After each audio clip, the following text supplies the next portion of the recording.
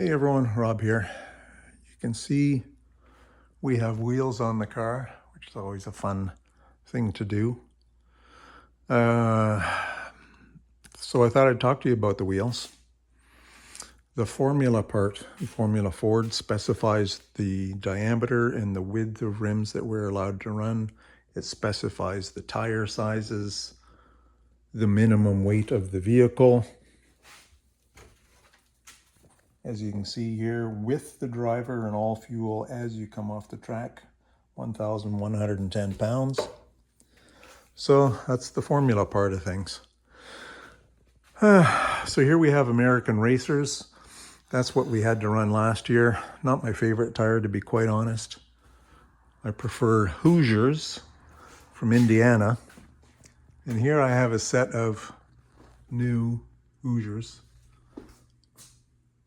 I've got more new ones coming.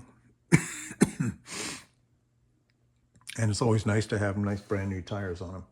You can see, just like in F1, when you're slowing down and going over the marbles, that the tires do pick up whatever's on the track, because these things are sticky like chewing gum after a race.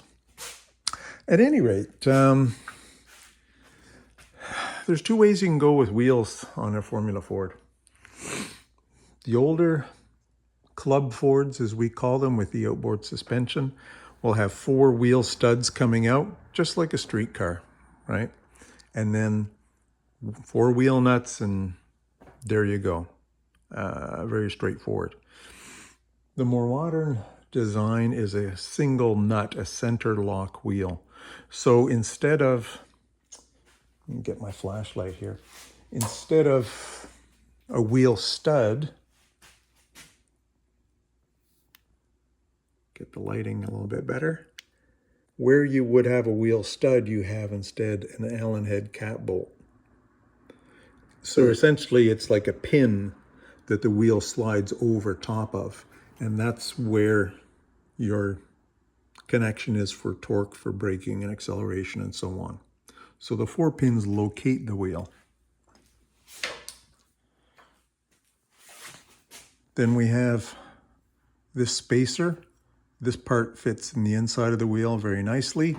The outside edge has a taper to it, so that slides on. The wheel nut goes on. There's the taper that matches. Now this is the right side, this is the right front corner. So we have right hand thread, normal thread, righty tighty, lefty loosey. The left side of the car has left hand thread, which is always a little confusing. Even though your brain knows which way to turn the wrench, your hands don't get the memo, and I often turn it the wrong way. So here I'm just using a ratchet. You can see the custom wheel socket. God help me if I lose this wheel socket, or even worse, lose one of these wheel nuts, because I have no spares. These nuts will get tightened up to about 135 foot-pounds of torque, so pretty darn tight. And I use a torque wrench every time. As a safety measure, there are holes drilled in the end of the hub. And come on, this is always fun to do one-handed. These safety pins go in, and they'll just kind of clip in place.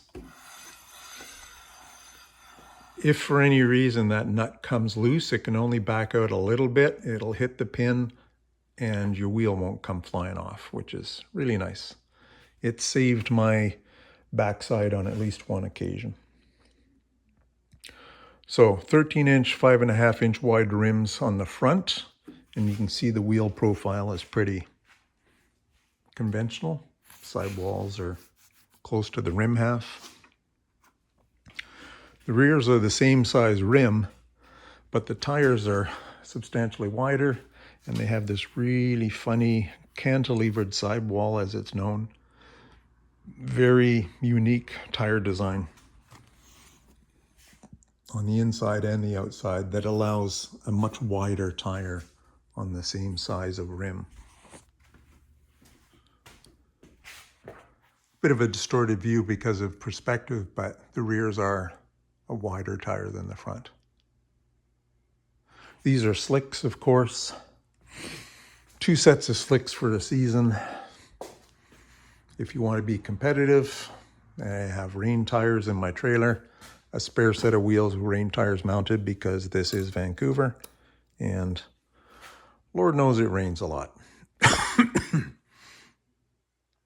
So here we are, just for my own happiness and entertainment. I dug out the slicks and put them on. Make sure I've got all the pieces I need.